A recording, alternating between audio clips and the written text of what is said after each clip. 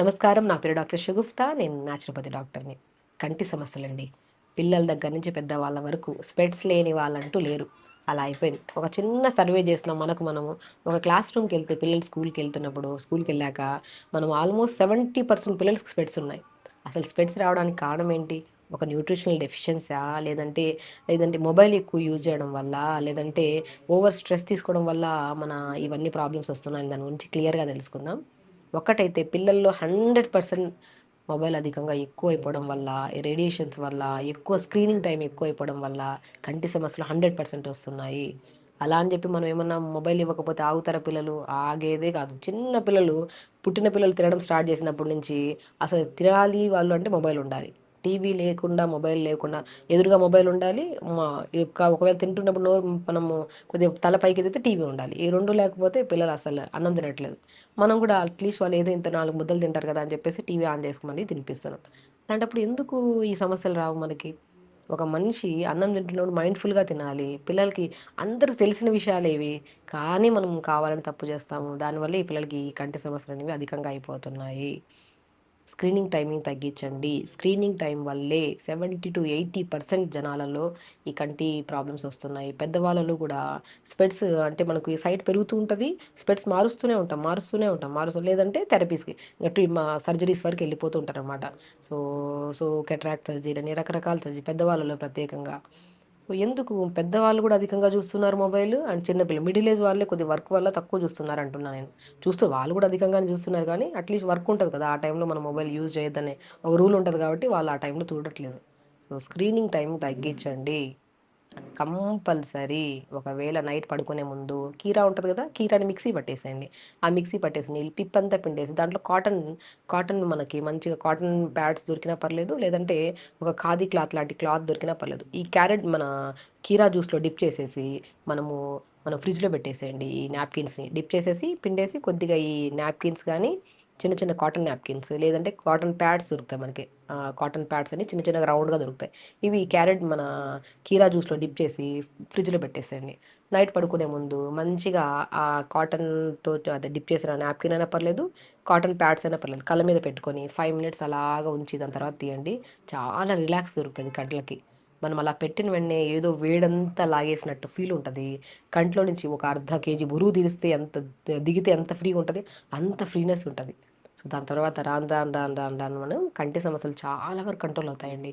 నేను ప్రాక్టికల్‌గా చిన్న పిల్లల్లో ప్రత్యేకంగా ఈ ఎందుకంటే మనము ఎక్కువగా రేడియేషన్స్‌కి ఇదవుతున్న వాళ్ళు, కొంతమంది ఈ స్క్రీనింగ్ టైమింగ్ ఎక్కువ ఉండే వాళ్ళలో ఈ కంటి సమస్యలు అధికంగా అయిపోతున్నాయి కాబట్టి వాళ్ళకి నేను ఖచ్చితంగా ఈ కీరా జ్యూస్‌ని 100% నేను ఇలా చేయండి అంటుంటాను. చాలా స్ట్రెస్ తగ్గేవాళ్ళు, నిద్రలేని సమస్య వాళ్ళకి నిద్ర మంచిగొస్తది. అండ్ రాను రాను సైట్ కూడా బాగా కంట్రోల్ అవుతది. అండ్ ఫుడ్ విషయానికొస్తే మంచిగా క్యారెట్స్ బాగా తినండి. విటమిన్ ఏ రిచ్ ఫుడ్‌లు ఎక్కువ తింటే కంటి సమస్యలు రావు. ఆకుకూరలు బాగా తీసుకోండి.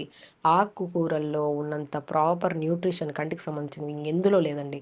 పొనగంటి కూర అంటారు. పొనగంటి కూర అంటే మనం పాతకాలంలో పోయిన కంటి కూర అనేవాళ్ళు.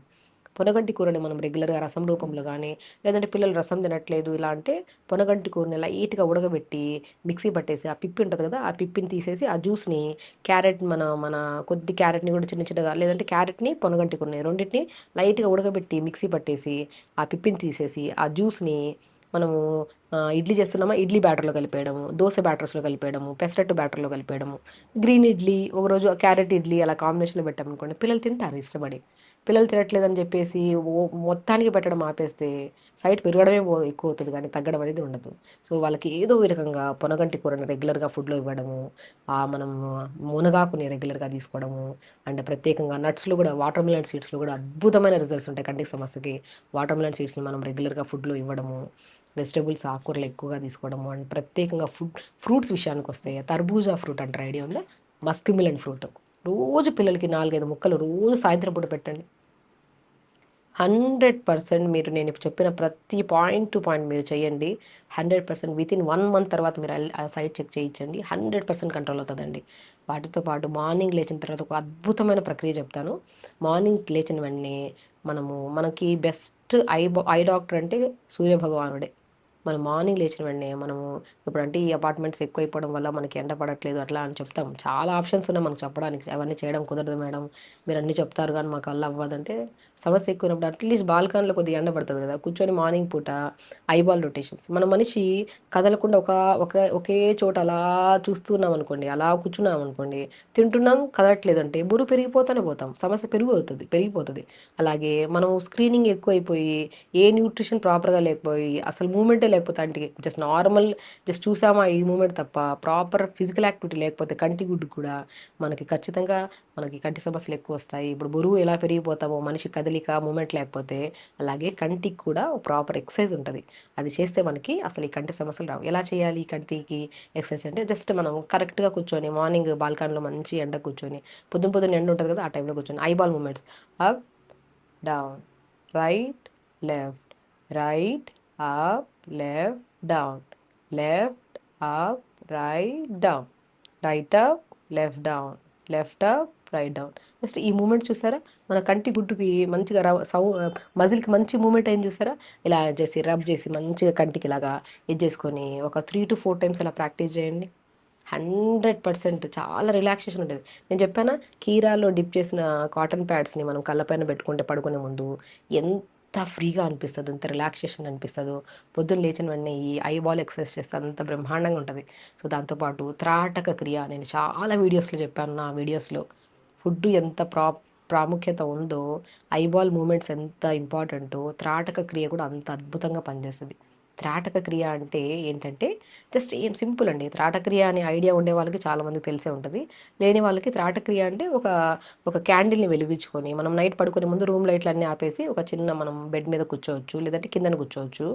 ఒక చిన్న బల్ల లాంటిది పెట్టుకొని, ఒక క్యాండిల్‌ని వెలిగించుకొని, దాన్ని జస్ట్ తదేకంగా చూడడం. 30 సెకండ్స్ అలా చూసి, ఐస్ క్లోజ్ చేయడం, మళ్ళీ 30 సెకండ్స్ తర్వాత మళ్ళీ ఐస్ ఓపెన్ చేయడం, మళ్ళీ 30 సెకండ్స్ అలా కౌంట్ చేసుకుంటూ 30, 29, 28, 27 అలా రివర్స్ కౌంట్ చేసుకుంటూ 1 వచ్చాక ఐస్ క్లోజ్ చేయడం. మళ్ళీ ఓపెన్ చేయడం. అలాగా 11-12 టైమ్స్. జస్ట్ ఒక 5-6-7 మినిట్స్ అంతే. అలా త్రాటక క్రియ చేయండి. 100% నేను చెప్పిన ప్రతిదీ తూచా తప్పకుండా చేయండి. 100% మీ కంటి సమస్యలు తగ్గి, నిద్ర ప్రాపర్‌గా వస్తది, స్ట్రెస్ తగ్గుతది, కోపం తగ్గుతది, ఇరిటేషన్ తగ్గుతది. అండ్ డెఫినెట్‌గా మీ లైఫ్ స్టైల్‌లో చాలా డిఫరెన్స్ వస్తది మీకు. ఇవన్నీ చేయండి. ఐబాల్‌ని ప్రొటెక్టివ్‌గా, హెల్తీగా ఉంచండి. అన్ని సమస్యలు రాకుండా మనం కాపాడుకోవచ్చు. సో, కాబట్టి హెల్తీగా ఉండండి, హ్యాపీగా ఉండండి. నమస్కారం. Sir, one life lesson what medicine has taught you. Whatever you can do without expecting. But I really believe మన పాజిటివ్ యాటిట్యూడ్ ఉంటేనే మనం ఏదైనా సాధించగలం. గట్ని మనం కరెక్ట్గా డీల్ చేసినట్లయితే అది మనకి పాజిటివ్ హార్మోన్స్ని రిలీజ్ చేస్తుంది. షుగర్ వచ్చిన వాళ్ళ పరిస్థితి ఏంటి? పొట్ట దగ్గర పెరిగితే దాన్ని ఆండ్రాయిడ్ అంటారు. ఆండ్రాయిడ్ ఫోన్ కదా. అసలు థాట్స్ ఎందుకు వస్తాయి? బ్రెయిన్ డెడ్ అంటే దానికి ప్రపంచం అంతా కూడా కొన్ని నిర్దిష్టమైనటువంటి లక్షణాలు ఉన్నాయి. మానసికంగా ధైర్యంగా ఉంటే క్యాన్సర్ జయించవచ్చు. You are a doctor for a cause sir, అంతే. వాళ్ళకి వచ్చిన ఆదాయం కాకుండా ఫ్రీ సర్వీస్ ఎంతమందికో చేస్తుంది.